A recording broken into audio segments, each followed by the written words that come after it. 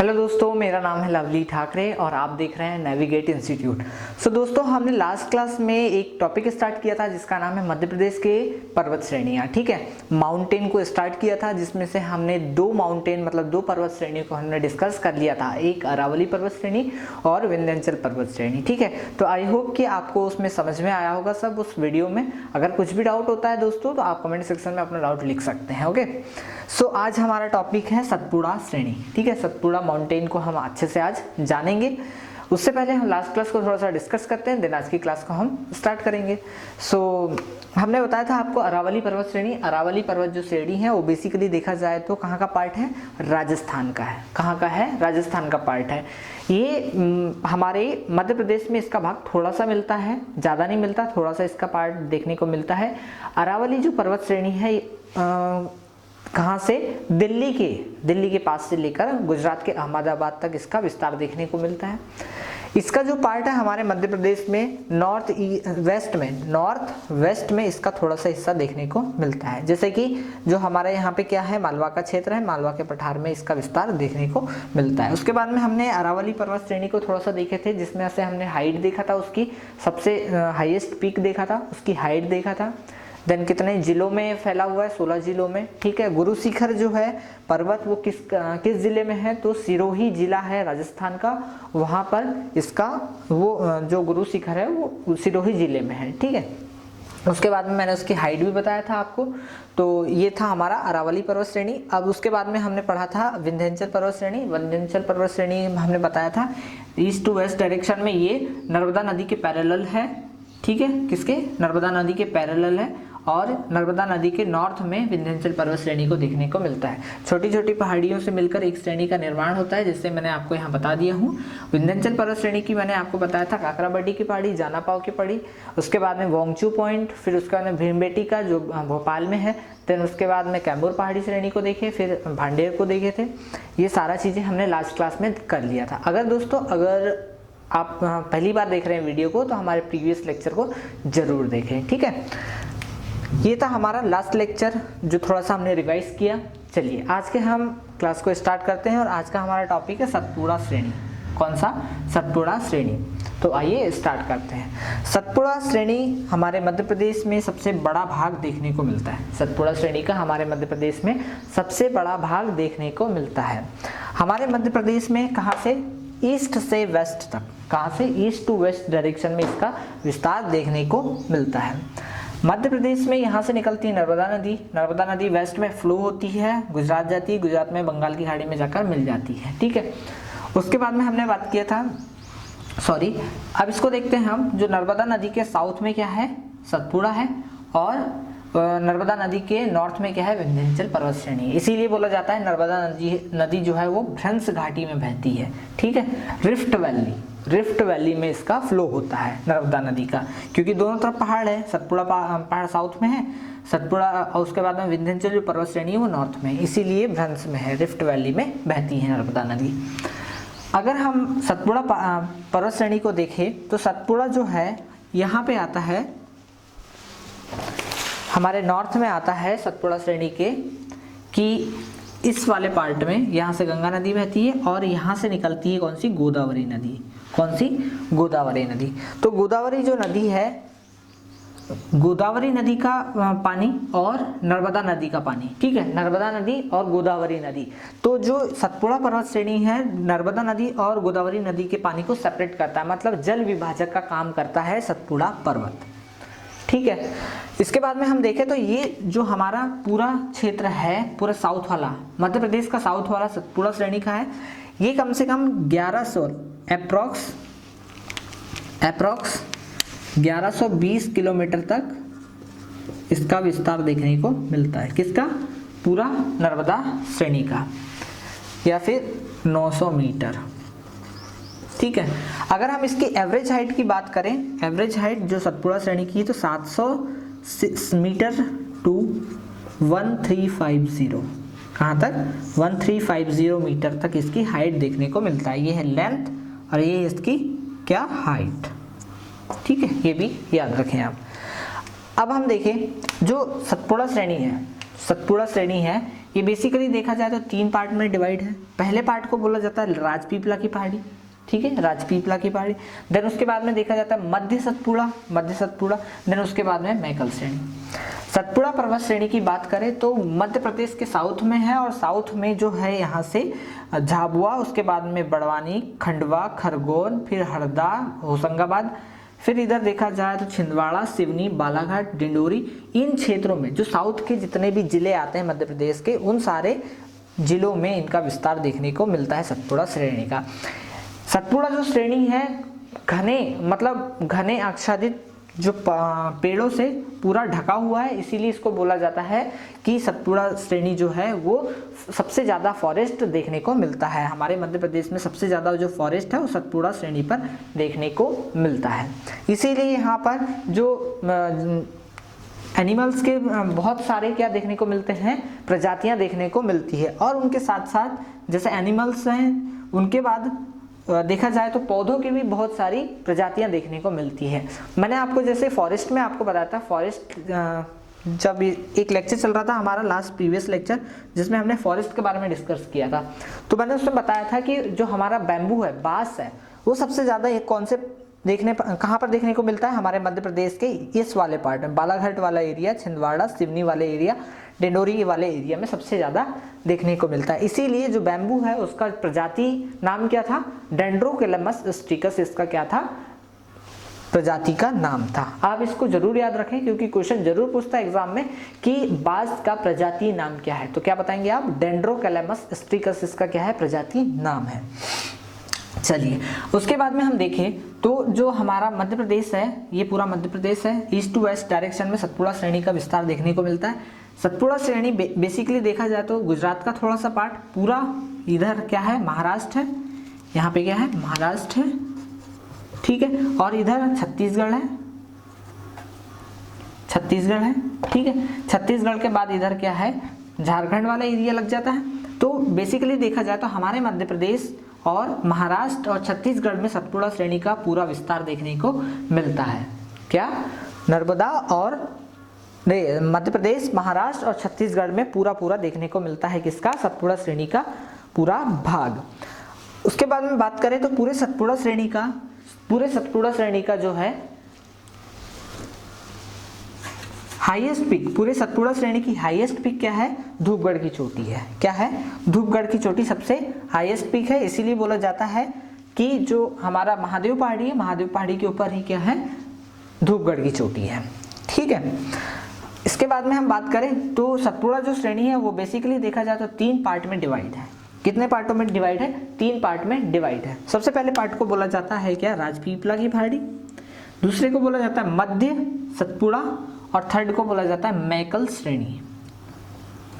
श्रेणी, ठीक है। जैसे कि ये छोटी छोटी पहाड़ियों से मिलकर ही एक श्रेणी का निर्माण होता है, वैसे ही ये छोटी छोटी हमारे सतपुड़ा की श्रेणियां हैं, ठीक है। अब देखिए जो हमारा सबसे पहले हम डिस्कस करते हैं राजपीपला को, किसको, राजपीपला को। तो राजपीपला में इधर गुजरात के कहाँ से, राजपीपला से लेकर मध्य प्रदेश के कहाँ तक, मध्य प्रदेश के बुरहानपुर दर्रे तक, कहाँ तक, बुरहानपुर दर्रे तक राजपीपला की पहाड़ियों को देखने को मिलता है। इस पहाड़ी के अंतर्गत अखरानी की पहाड़ियाँ, बीजागढ़ की पहाड़ियाँ, असीरगढ़ और बड़वानी, ये पहाड़ियाँ किसके अंतर्गत देखने को मिलती है, राजपीपला पहाड़ी के अंतर्गत देखने को मिलती है। अब एक हमने बात किया था यहाँ पे क्या, बुरहानपुर दर्रा, तो बुरहानपुर में क्या है, बुरहानपुर के बारे में थोड़ा सा जानते हैं। तो बुरहानपुर क्या है, यहाँ पर दक्षिण का द्वार, यहाँ पे असीरगढ़ किला है, असीरगढ़ किले को ही जब हम फोर्ट पढ़ाएंगे, प्लेसेस पढ़ाएंगे, उसमें क्या बताएंगे, इसमें इस किले को पूरा डिस्कस करेंगे। लेकिन एक नॉलेज पॉइंट ऑफ व्यू से अभी याद रखें कि जो असीरगढ़ का किला है उसको क्या बोला जाता है, हमारा दक्षिण का द्वार बोला जाता है, ठीक है। तो और इसकी एवरेज हाइट कितनी है, 1125 मीटर। एवरेज हाइट कितनी है राजपीपला की, 1125 मीटर इसकी एवरेज हाइट। और इसके अंतर्गत आने वाली जो पहाड़ियाँ अखरानी, बीजागढ़, असीरगढ़ और बड़वानी की पहाड़ियाँ देखने को मिलता है। तो इतनी चीज़ें कंप्लीट हो गई। अब हम देखते हैं सतपुड़ा श्रेणी को, यानी मध्य सतपुड़ा को। जो है हमारे मध्य प्रदेश में बीच वाला भाग, इस सतपुड़ा श्रेणी का जो मिडिल पार्ट है, कौन सा वाला, इसको बोला जाता है, जैसे कि यहाँ से मैंने आपको बताया था राजपीपला की पहाड़ी, कहाँ से, राजपीपला गुजरात, राजपीपला से लेकर बुरहानपुर दर्रे तक है। तो बुरहानपुर दर्रे के बाद में जो पार्ट लगता है अपना, कौन सा लगता है, इसके बाद में लगता है हमारा मध्य सतपुड़ा। मध्य सतपुड़ा का क्षेत्र हमारा बुरहानपुर दर्रे से लेकर यहाँ महादेव की पहाड़ी तक इसका विस्तार देखने को मिलता है। ठीक है, इसके बाद हम देखें तो जो ये मध्य सतपुड़ा है, इससे कहाँ से, यहाँ पर क्या पड़ता है, ये कौन सा पार्ट है, बैतूल का मुल्ताई। बैतूल के मुल्ताई से ताप्ती नदी निकलती है, बैतूल के मुल्ताई से ताप्ती नदी निकलती है और वेस्ट की साइड में फ्लो होता है इसका वाटर। किधर होता है, मध्य प्रदेश के वेस्ट या फिर वेस्ट के साइड में ये फ्लो होता है और इधर गुजरात, गुजरात के बाद में खंबात की खाड़ी में ये भी क्या हो जाती है, अपना पानी गिराती है। इतना हो गया कंप्लीट। अब देखते हैं हम जो सतपुड़ा श्रेणी है, सतपुड़ा श्रेणी, अगर आपके क्वेश्चन में ये आए, आपके पेपर में क्वेश्चन ये आए कि जो नर्मदा नदी है कहाँ से निकलती है, बैतूल के मुल्ताई से निकलती है, वो किस श्रेणी, सतपुड़ा के किस श्रेणी से निकलती है, तो मध्य सतपुड़ा से इसका क्या होता है, उद्गम होता है। अब बात करते हैं हम, जैसे कि यहाँ पर कहाँ तक इसका विस्तार देखने को मिलता है, मध्य प्रदेश के महादेव की पहाड़ी तक क्या दिखते हैं, मध्य सतपुड़ा का विस्तार देखने को मिलता है। तो इसमें आप लिख सकते हैं कि महादेव की पहाड़ी पर, महादेव की पहाड़ी पर यानी हिल पर, ठीक है, क्या है, धूपगढ़ की चोटी, धूपगढ़ की चोटी जो हमारे भारत की और हमारे मध्य प्रदेश की और सतपुड़ा की सबसे ऊंची चोटी है, हाईएस्ट पीक है, क्या है,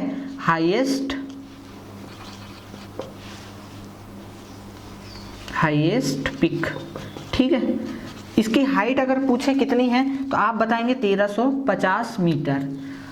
धूपगढ़ की चोटी की क्या है हाइट, 1350 मीटर इसकी हाइट है, आप इसको भी याद रखें। और ये किस श्रेणी के अंतर्गत आएगा, तो ये आएगा मध्य सतपुड़ा के अंडर में। ठीक है, अब देखते हैं हम जो हमारा यहाँ पर क्या है, महादेव की पहाड़ी, उसके ऊपर क्या देखें हमने, धूपगढ़ की चोटी।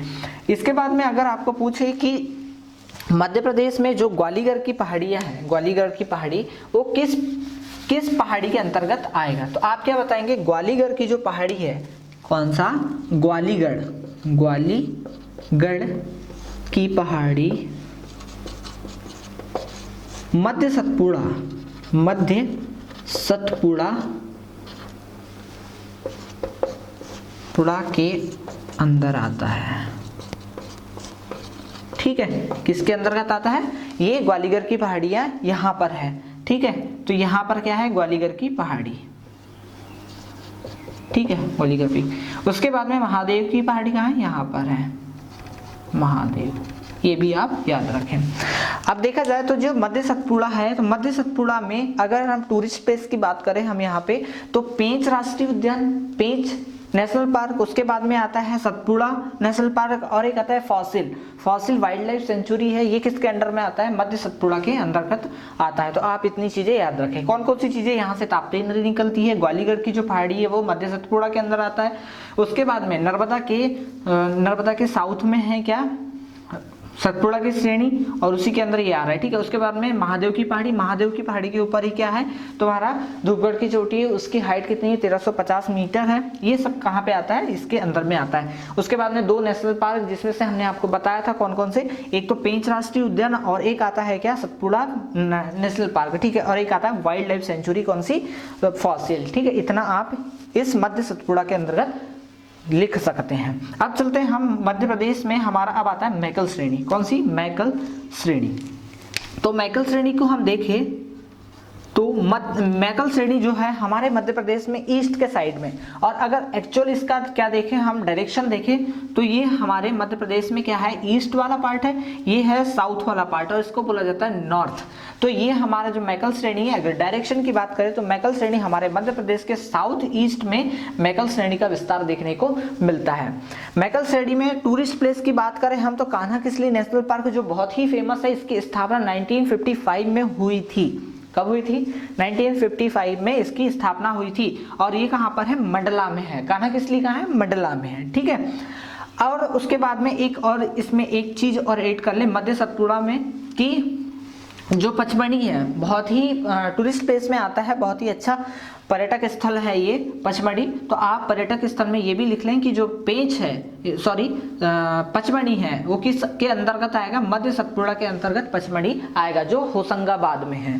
ठीक, तो हम कहाँ की बात करते हैं, मैकल श्रेणी की। तो मैकल श्रेणी का विस्तार देख लिए, किसके मतलब किस डायरेक्शन में है, तो साउथ ईस्ट में इसका डायरेक्शन आता है। अगर इसकी बात करें हम मैकल श्रेणी की, तो मैकल श्रेणी जो है अर्धचंद्राकार की आकृति में है, यानी हाफ मून की आकृति में। कैसे, जैसे कि हाफ मून कैसे बनता है, ऐसे बनता है ना, तो ये क्या है, अर्धचंद्राकार, अर्धचंद्राकार, ठीक है, या फिर इसको इंग्लिश में बोला जाता है हाफ मून। आप इसको भी याद रखें। तो हमने क्या क्या देख लिया इसमें, कि मैकल श्रेणी है, इसका विस्तार कहाँ है, साउथ ईस्ट में इसका विस्तार है, हमारे मध्य प्रदेश में इसकी आकृति है अर्धचंद्राकार। यहाँ पर कान्हा किसली फॉरेस्ट, मतलब मेन क्या है, नेशनल पार्क है, जो किसके अंतर्गत आता है, मैकल श्रेणी के अंतर्गत। अगर हम जिलों की बात करें तो मैकल श्रेणी के अंतर्गत जिले हैं हमारे मध्य प्रदेश के, बालाघाट, सिवनी, डिंडोरी, इधर फिर मंडला, ये वाला पूरा क्या आता है, मैकल श्रेणी के अंतर्गत आते हैं ये जिले। ठीक है, आप लिख सकते हैं। जैसे कि मैंने आपको बताया था लास्ट क्लास में, जब फॉरेस्ट वाला लेक्चर ले रहा था उस टाइम में बताया था कि एक बांस की प्रजाति होती है जो बहुत ही फेमस है हमारे मध्य प्रदेश में, बालाघाट वाले एरिया में बैम्बू बांस की प्रजाति को देखने मिलता है। उसका आपको नाम भी बताया था, नाम बताया था मैंने क्या, डेंड्रोकैलेमस स्ट्रिकस इसका नाम बताया था, बैम्बू का यानी बांस का। ठीक है, उसके बाद में फॉरेस्ट की बात करें तो सबसे ज्यादा जो फॉरेस्ट है मैकल श्रेणी में देखने को मिलता है। पूरे सतपुड़ा श्रेणी का जो भाग है मैकल श्रेणी, इसमें सबसे ज्यादा क्या है, फॉरेस्ट देखने को मिलता है। जैसे कि मैंने आपको सागौन साल के वृक्ष बताया, तो जब प्रजाति के आधार पर वृक्ष वनों का वर्गीकरण किया था तो उसमें मैंने आपको बताया था। जैसे कि मैं किसकी बात करूं, सागौन की बात करूं तो सागौन को बोला जाता है, इसका टेक्निकल नाम होता है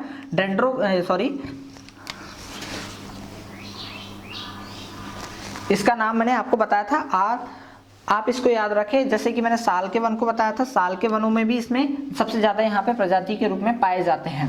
ठीक है, अब हम देखा जाए तो आप इसके दो नाम याद रखें, टेक्निकल नाम आप मुझे कमेंट सेक्शन में जरूर दें, किसका, सागौन का और साल का। ठीक है, अब मैं एक चीज बता देता हूं, किसका, साल का, रोबस्टा सोरिया रोबस्टा। ठीक है, सोरिया रोबस्टा इसका टेक्निकल नाम है। साल का जो वृक्ष होता है उसका टेक्निकल का नाम क्या है, सोरिया रोबस्टा। ये मैंने आपको जब फॉरेस्ट वाला लेक्चर ले रहा था तब मैंने आपको बता दिया। अच्छा, आप मेरे लिए अगर मुझे ये फील करवाना चाहते हैं कि सच में आप मेरे वीडियो को देख रहे हैं, तो आप इस क्वेश्चन का जरूर आंसर दें कि जो मैंने सागौन के वन बताया था, तो सागौन का टेक्निकल नाम बताया था मैंने आपको याद होगा अगर आपने वाला लेक्चर जरूर देखा होगा तो। ठीक है, तो आप मुझे सागौन का टेक्निकल नाम कमेंट सेक्शन में जरूर दें। आप जितने लोग भी अगर मेरे वीडियो को आप देख रहे हैं तो आप मुझे सागौन के वनों का यानी ये सागौन के वृक्ष का टेक्निकल नाम क्या है आप मुझे कमेंट सेक्शन में जरूर बताएं। ठीक है, जैसे कि मैंने यहाँ पे आपको क्या बता दिया, साल के वनों का बता दिया। ठीक है, फिर बैम्बू के भी मैंने बता दिया आपको कि बैम्बू का जो प्रजाति होती है डेंड्रोकैलेमस स्ट्रिकस है, ये भी आपको पता रहना चाहिए, मोस्ट इंपॉर्टेंट है। वहां भी बताया था, फिर से बता रहे हैं हम। और सबसे ज्यादा इसका विस्तार कहाँ देखने को मिलता है, हमारे मध्य प्रदेश के कौन से भाग में, ये है तुम्हारा मैकल श्रेणी में, जो हमारे पूर्व के साइड में है। चलिए, तो इतनी चीजें आज आपको क्लियर हो गई होगी। फिर उसके बाद में अगर पूरे सतपुड़ा श्रेणी की बात करें हम, पूरे सतपुड़ा श्रेणी की, तो अगर टूरिस्ट प्लेस की बात करें तो सबसे फेमस टूरिस्ट प्लेस है हमारा पचमढ़ी। कहाँ है, पचमढ़ी। उसके बाद में धूपगढ़, उसके बाद में पेंच राष्ट्रीय उद्यान, नेशनल पार्क, पेंच राष्ट्रीय नेशनल पार्क, 3 सतपुड़ा, फिर कान्हा किसली, ये पूरे सतपुड़ा श्रेणी के अंतर्गत आते हैं। जैसे कि फिर से मैं आपको बता देता हूँ कि ये पर्वत श्रेणी है, तो पर्वत श्रेणी में सबसे ज्यादा टूरिस्ट प्लेस देखने को मिलेंगे। तो टूरिस्ट प्लेस यहाँ पे बहुत ही अच्छे हैं, अगर आपको टाइम मिले तो जरूर जाइए यहाँ पे। ठीक है, तो ये आज का ओवरऑल हमारा लेक्चर हुआ। हम कल कोशिश करेंगे कि इसके अंदर जितने भी क्वेश्चन पूछे जाते हैं तो हम एक लेक्चर में पूरे क्वेश्चनों को कवर करवाएंगे आने वाले लेक्चर में। ठीक है, तो ऐसे ही हमारे वीडियो को देखते रहिए। अगर ये वीडियो आपको पसंद आया तो वीडियो को लाइक करें, कमेंट करें, शेयर करें और अपने फ्रेंड तक जरूर पहुंचाएं। ठीक है, okay, bye bye, be take care and stay home, stay safe.